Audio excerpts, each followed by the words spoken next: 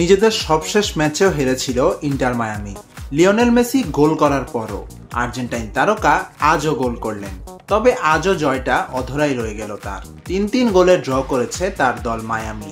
Copa আমেরিকার আগে এটাই ছিল মায়ামির হয়ে তার শেষ ম্যাচ, ফলে কোপা আমেরিকার আগে টানা ২ ম্যাচ জয়শূন্য থেকেই দল ছেড়ে যেতে হলো তাকে।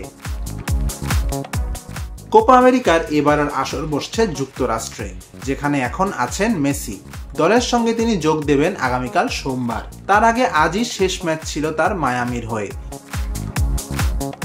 টানা দ্বিতীয় হারের দুয়ারে চলে গিয়েছিল ইন্টার মায়ামি। শেষ সময় পিছিয়ে ছিল ২-৩ গোলে। সে সময় জর্দি আলবা করলেন গোল, সঙ্গে সঙ্গে লাইন্সম্যান পতাকা উঁচিয়ে ধরলেন।